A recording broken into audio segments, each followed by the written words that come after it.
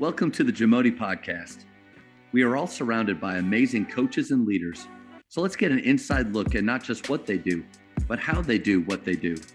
After all, becoming the best versions of ourselves is JAMODI, just a matter of doing it. Coaches, we are all searching for ways to better evaluate players in order to give meaningful feedback.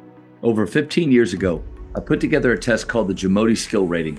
The JSR takes players through a series of tests involving basketball skill or athleticism, giving them one rating at the end. Their JSR rating will give you clarity on what needs to be discussed with players and parents on areas they need to focus on improving. I test our players at least 4 times each year. They're able to compete against each other, past players' scores, and most importantly, their past performances. If you'd like to start testing your athletes, email me at jamodipodcast@gmail.com for more information. We've talked a lot about the culture that you've created, your daily habits, and then confidence. Confidence is one of those things that high school, college players alike struggle with, and it can rise and fall. What are some of the things you do to help them with their confidence? Yeah, I think, a lot goes back to that identity piece we talked about. It's knowing who you are. It's knowing that, okay, if I miss this shot or if I'm in a slump, like that doesn't define you. Again, not everyone is in the same place. Not everybody knows what their identity is per se. And so you can't always just fall on that. You got to have some different ways. But I think for me, when I try and convey confidence, like I want my guys to know I believe in them. And I try and say that as much as possible, right? Like, so we have a shooter I know he's a great shooter and maybe he's struggling. Like I always just try and say things like, next shot's always going in. Believe it. The next one's going in every single time. Next one's going in. And like, I try and speak that life into him. And I'm just using this as an example, but eventually like they start hitting shots and then hype them up a little bit. Like, confidence is so much as what we believe about ourselves. And if I know somebody else believes in me, that goes a long way. And maybe that's just how I'm wired. Like one of my love languages is affirmation. And so when people tell me I'm doing a good job or they believe in me or like, you got this, man, like that just does something for me. It really makes me want to be better. And so, what gets praised gets repeated. And so I try and catch people doing well. It's really easy for us as coaches to focus on the negative, to focus on the mistakes. And if we just keep harping on those things nonstop, that can be draining. And that can, we talked about energy elevating. That really deflates the energy in the room. And so try and catch people winning, try and catch people doing well. So I got a shooter who's struggling. Yeah, I'm hyping him up. But now when I see him getting his feet right, I see him coming off a screen and like he hits a shot, like I'm going to make a point to celebrate that in front of the team. And, I might even go above and beyond and just kind of be goofy and make it a big deal. And you see these smiles cross their faces. And I feel like that boosts confidence. So for me, it's just leading with positivity. It's leading with love. That's not to say we don't ever call out the mistakes. We have to fix those, but it's really making more of a point to praise that good stuff that's going on. And I see the confidence is contagious. So when one guy starts feeling it, they start doing that for somebody else. And eventually it's got this snowball effect. And it's really fun to watch when that happens. I think that's hard to do what you're talking about because naturally, if I'm in a gym with 16 to 20 of my players doing skill work, my eyes are finding mistakes. They're finding things that aren't right. I think you're almost talking about putting on like a different sets of lens, viewing it in a different way. Coach, how do you get there? How do you get to where you're trying to find and you're celebrating the good things? And that doesn't mean you're just letting go of all of the negative or things that could be improved. But how do you make that shift? Yeah, I think that's a great question. I think since I've been a head coach, I was a head coach a couple years ago too, but these last 2 years at New College, I think I've had a different approach, right? I've mentioned this a few times, but that identity piece, like knowing who I am. And I think I've had to kind of address some fear in my life of, what are some of my fears as a coach? Like I fear losing. Like I fear not being good enough. I fear being an imposter. Like, doing a podcast with somebody and like having all this wisdom, like who's going to listen to me, right? Like I struggle with these. They only knew how much I second guess myself every day. Yeah. So there's all these fears. And I think when I, growing into coaching and maturing in coaching, I think when I focus on the negative things, like I see all the missed shots, the missed layups, the turnovers, the missed defensive assignments, the missed box outs, like I've really kind of determined like that's a lot of fear. Like it's not so much that I'm mad about the mistake, but I'm mad like that's going to make me look bad as a coach. Like that's going to make our team look bad as a coach. And so like these last 2 years, like I think stepping into my identity and knowing like, okay, like this is bigger than basketball. Like it's about the people in this room. It's about loving these guys. It's about serving these guys, and it's about competing for something bigger, not necessarily against something. And so I think that's allowed me to, like you said, put a different lens on and just kind of see things from a different perspective and say, okay, like, yeah, we're going to have to address the negative, but I just want to be so focused on what we're doing right, like what we're doing that's going to take us to the next level. Because it's been proven, like I've seen it. We focus on the positive aspects of it, and that's it's not just like being positive all the time. I haven't really thought through this, but it's like not being positive all the time, but just calling out those good things. And so I'm searching for people doing the right thing. Like if our guys walk into the gym the right way and I see them, getting laced up right away, they're out there getting extra shots up.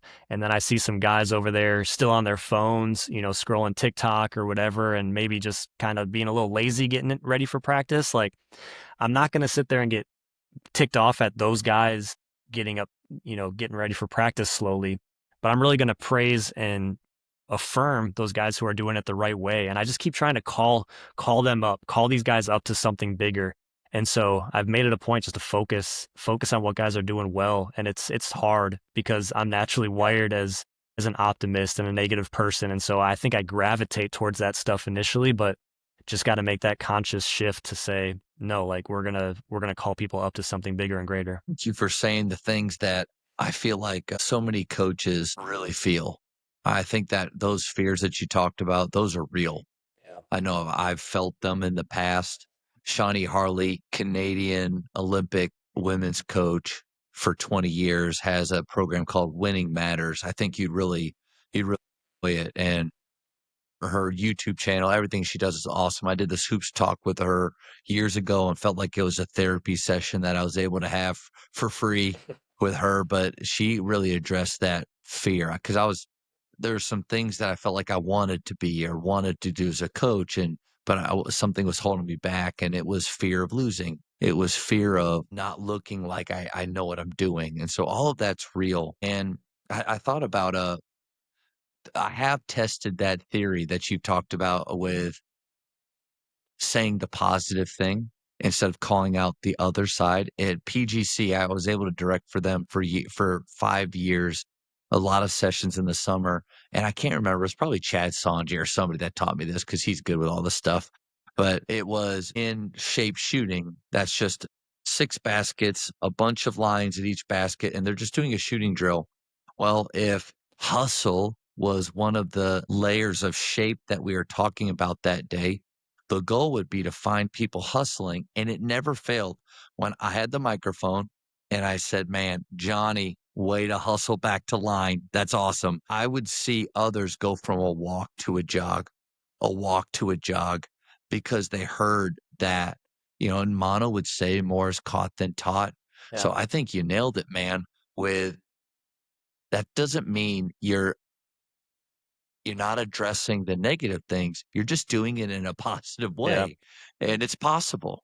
Yeah, 100%. No, I think I love that idea. More is caught than taught because they're going to, kids are going to see coaches alike, right? I see people doing things the right way, and I see them, okay, like that's helping them. That's getting the attention of the coach. Like, I'm going to do that the right way instead of, and again, I think the other thing too is when we start addressing all the negative things going on, all that we're doing in those situations is not only does it not help, but now we're instilling the fear that we have, we're instilling that into our players. Like, oh shoot, like I don't want coach to be mad at me, or like, man, like what's coach going to be feeling today? Like, is he going to be all pissed off, or is he going to be like, what's he going to like?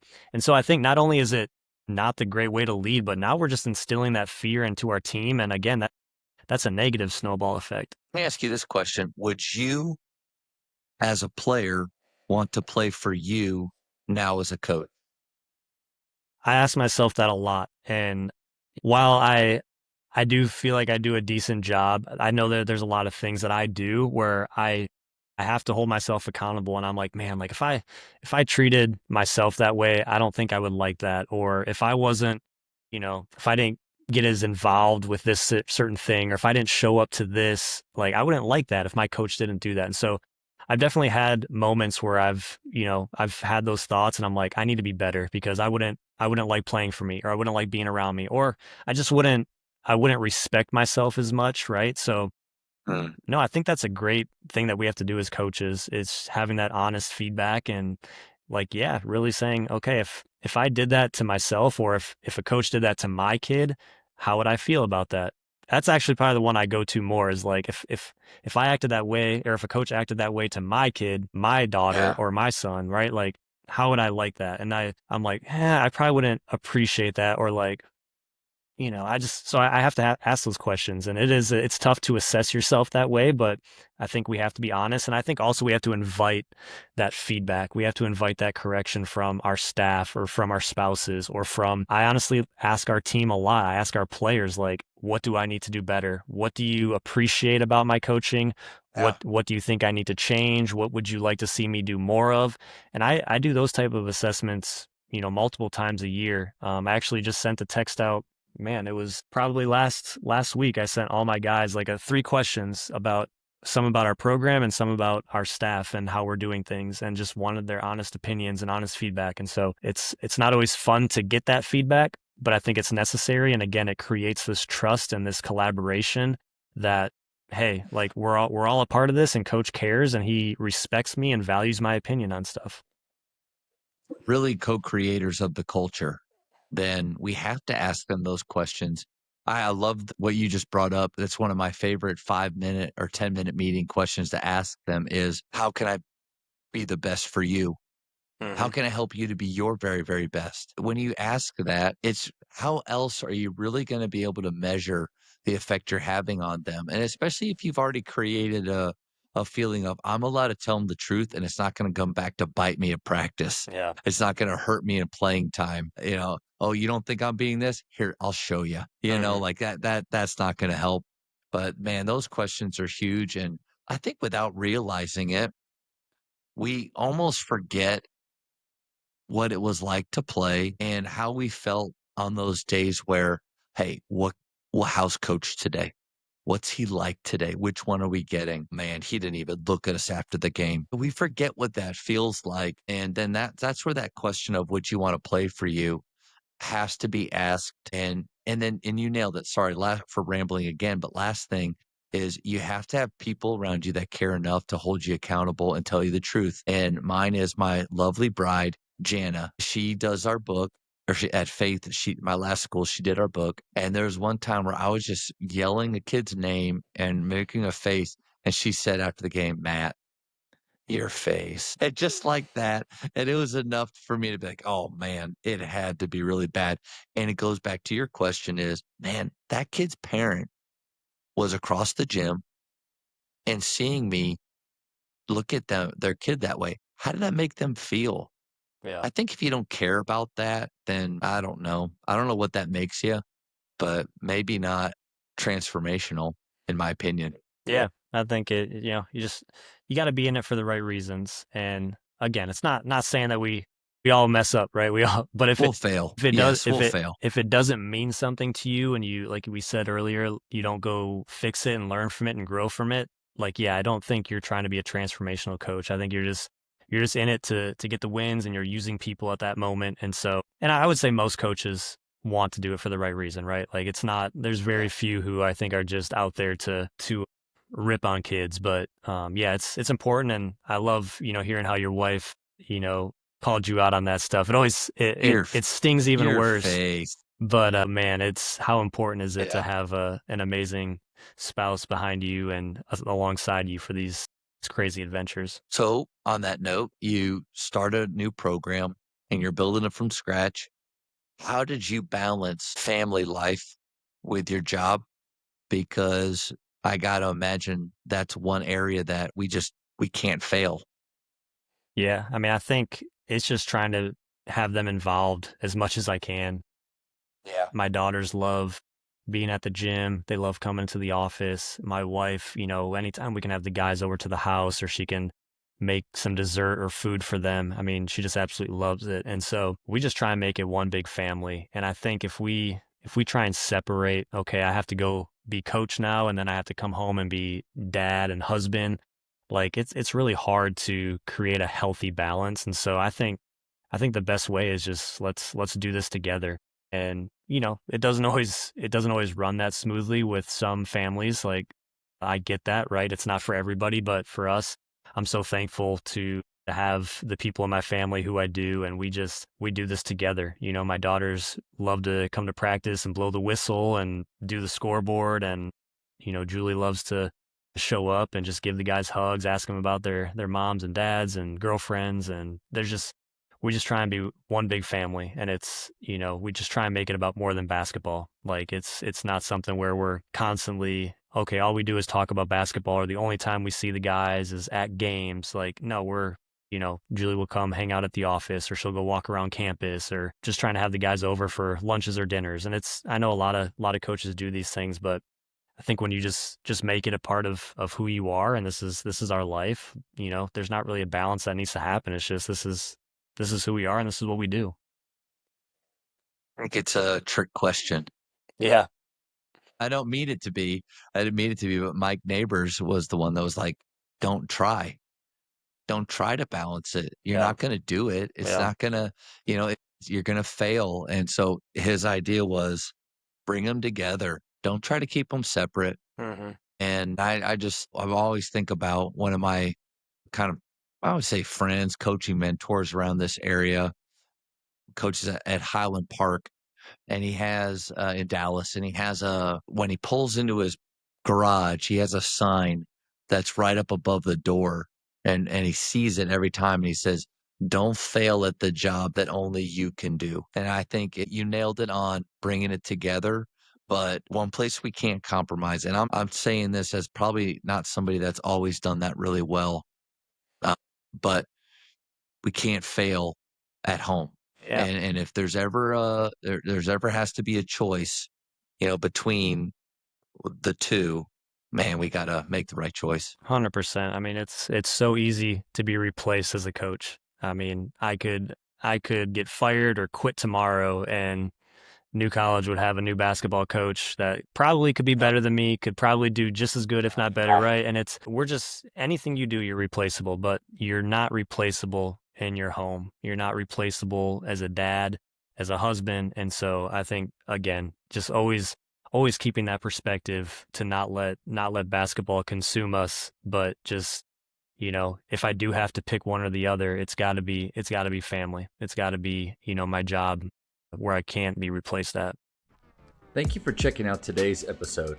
Please take a moment to subscribe to this podcast, share it with your fellow coaches, and find us on social media for what's coming up next on the JAMODI Podcast. It's just a matter of doing it.